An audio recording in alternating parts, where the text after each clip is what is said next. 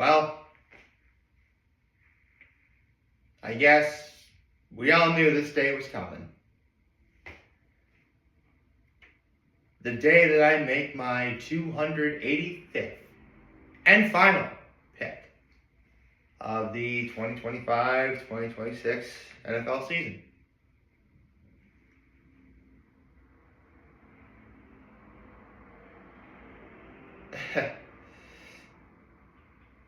Even now, it's so hard to imagine that back in, September, I had an opening similar to what you just saw. And I came out excited, being like, "Are you guys ready for some football?" And now, after today, the season's over. But you know what? I can take some pride knowing that I'm going to be sad after today because there's no more football. But if I wasn't sad about it, then I wouldn't care. So that's one way to look at it. Also, considering the fact it's been 2 weeks since championship weekend, if I don't have a pick for today, then that's my own fault. So, with that said, good morning and happy Sunday, everyone. Happy Super Bowl Sunday, everyone. Now then, let me grab my chair.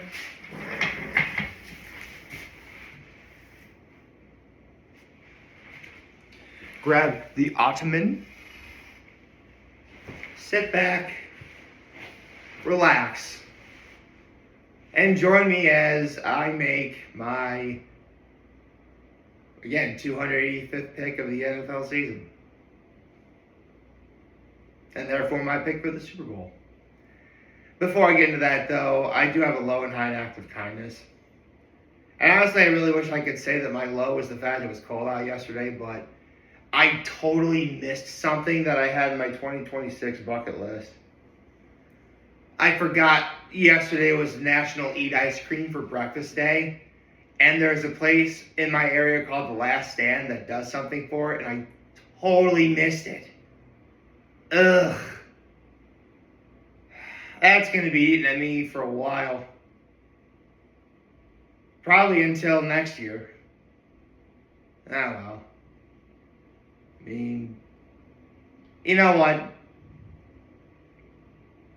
If there's one thing I've learned over the last several years, is that there are times where you know there are some things you want to do, or at least want to try to do, and they don't wind up working out.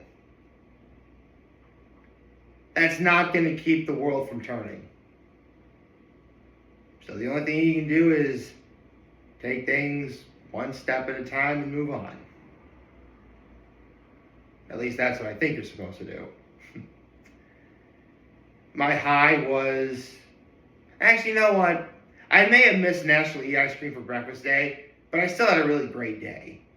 I mean, for starters, I went to the Galentine's Day pop-up at Illegal Tap House to pay my respects to the Queen for her birthday. If you guys know, you know.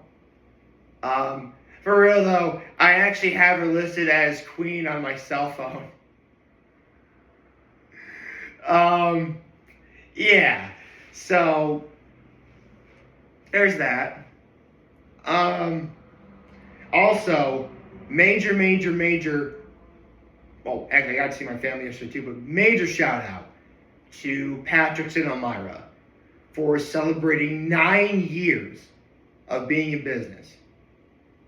I mean, each passing year is its own, milestone. You've been here. You've been there for 9 years. I actually went there last night to saw some people that I knew, and it was great. I mean, 9 years being in business, that is no small feat, and I can only hope that there are many more years to come. So shout out to Patrick and Elmira for that.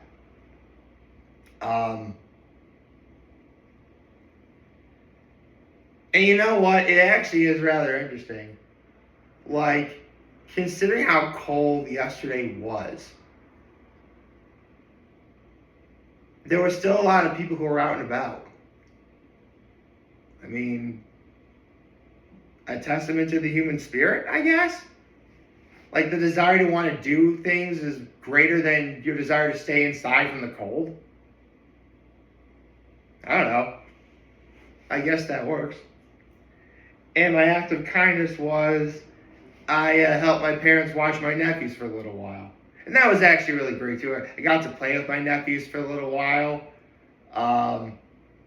It was a lot of fun. Like a lot of fun. You know what? I think it just about makes me feel better about missing ice cream for breakfast day. It does. So much good happened that I guess I can afford it. I mean, granted, I can't check off that item on my 2026 bucket list, but it's only the first weekend in February. We're only just starting the second week in February. We still have a long way to go in 2026. And there's going to be a bunch of things that I want to do that I'm not going to be able to do that are on my list. I mean, granted, I don't know what they are yet, but it could happen. There's still things I could add to the list I know are coming up, and there's still things that I could totally miss. So, this is just one of those times. Okay. Enough with all the pleasantries. You guys know why you're watching this video. I mean, you saw the title of the YouTube video. You know exactly why you're here. You want to see me make my Super Bowl pick. And believe me, I want to make the pick too. I mean, as I said earlier, I've had 2 weeks to mull this over. And if I don't have an answer for you guys, then that's my own fault. And I do have an answer for you. But before I get into that, I wanted to tell you how I got to that answer. Because listen, I'm sure there are plenty of people who are being like, oh, I'm not going to watch the Super Bowl. My team's not in, so why should I watch? Bro or girl, if you're watching this, you're going to watch the Super Bowl. It is one of the most televised events of the entire year. There are people who really don't even care about football, and they're going to be interested in watching it. Because that's just how interesting it is. I mean, there are people who I know who will actively not watch this year's Super Bowl because, as they told me, oh, my team didn't make it, so why should I care? Because if you didn't watch a Super Bowl, it would mean that your love for the sport of football is not as great as your love for your own team. Listen, I'm a Cowboys fan, and I've come to really love and respect the Bills and the Bills Mafia. Neither one of those teams are in this Super Bowl. I'm going to watch, especially given who's playing today. I mean, we're getting a rematch of Super Bowl 49. Already that's interesting. But to break things down even further, I mean, this is no longer the days of, Pete Carroll, Russell Wilson, or Bill Belichick or Tom Brady. I mean, at this point, a true football fan would forget all about the titles that New England won and everything that Seattle's done in its history and just focus on today. Because today we're going to see two teams that worked very hard to get here. And I'm sure for as many people that didn't want them to make it there, there's probably even more people who did. And I find that really exciting. So let's break this down. To represent the NFC, we have the Seattle Seahawks, coached by, I think his name is McDonald, I forget. Quarterback is Sam Darnold, who, listen, I'm sure a lot of people have made the joke about how, the Jets and the Vikings gave up on him, and now he's in the Super Bowl right now. Well, I know for the Vikings you really could say that, for sure. because, you know, the Vikings really are no stranger to making mistakes like that. However, you then have the Jets. I mean, come on. He was first drafted to the Jets. When have the Jets been any kind of real threat ever? Like, ever. I mean, it's the Jets. They suck. Of course Sam Darnold was never going to play well for them. Because it's the Jets. And because of that, a lot of people counted him out.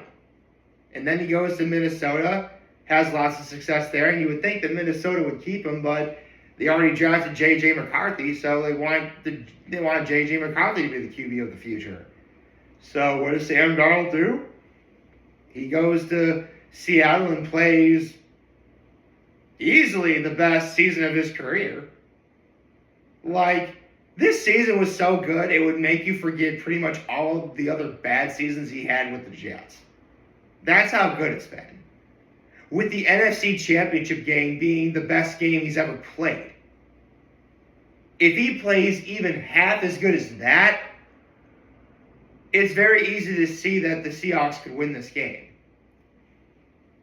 On the other hand, representing the AFC, you have the New England Patriots. I said earlier that, you could forget about all the titles that New England's won, which is 6, and they currently tie for the record with Pittsburgh. Meaning if the Patriots win, not only will they hit 7, but they'll have more Super Bowls than any franchise in history.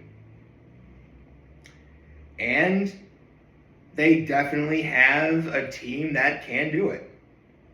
I mean, let's start with the head coach, Mike Vrabel. I mean, he's no stranger to being in the Super Bowl. I mean, he's won Super Bowls as a player. For what team? The Patriots. Yes, Mike Vrabel is the first person in history to go to the Super Bowl and potentially win a Super Bowl for the team he both played and coached for. I mean, there have been coaches that have coached numerous teams that make it into the Hall of Fame.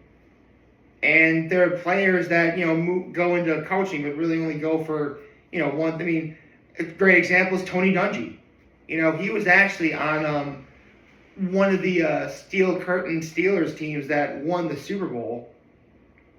And, he would later coach Peyton Manning to win the Super Bowl for the Colts. But again, those were two different teams he did for me. He played for the Steelers and coached for the Colts. That's how he got the 2 Super Bowl wins. Vrabel could be the first person to do it for the Patriots, as both a coach and a player. Never been done before. And frankly, I like Mike Vrabel. He's a good coach. I mean, if those years in Tennessee were any indication, I mean, he knows how to coach a team. And then you have the quarterback. I said this the other day, no matter what happens from this point on, every quarterback that ever plays for New England will always be compared to Tom Brady. And, of course, Drake May wouldn't be any exception to this. With that said, this is only his second year, and he's really coming to his own.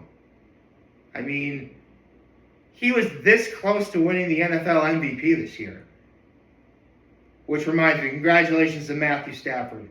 Listen, it was going to be between Matthew Stafford or Drake May. And I would have been happy with either one. Of course, the fact that Drake May didn't win MVP, that's definitely going to motivate him to win today. And I can totally see that happening. And here's the thing, between all the noise that New England tends to give, And most likely many of the Tom Brady comparisons that I'm sure everybody's given him, as they would to any Patriots quarterback, he did it his own way. And that's something that can't be ignored.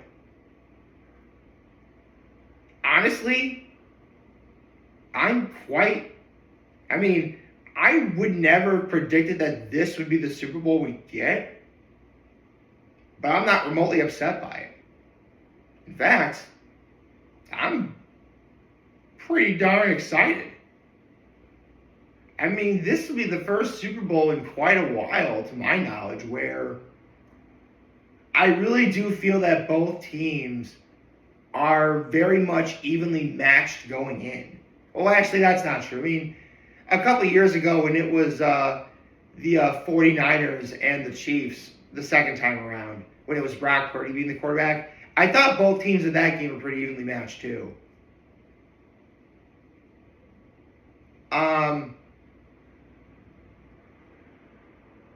And then we have last year's Super Bowl, which, yeah, of course the Eagles are going to win that Super Bowl. But that's all in the past. It's time we focus on today. We have a really big game today between two teams that worked incredibly hard to make it here. Either one could win, and you know what? I'd be pretty okay with that. But I do have to make an NFL pick. So with all that said, after giving this a lot of thought, some consideration, and talking things over with several people that I really do trust and respect with all my heart and soul, I'm going to go with Seattle to win this Super Bowl. I think this is the game where Sam Darnold finally puts all of the naysayers to rest. You know what? He's on a path to be like Drew Brees. Which reminds me, congratulations to Drew Brees. Actually, I'll save it for short. Anyway,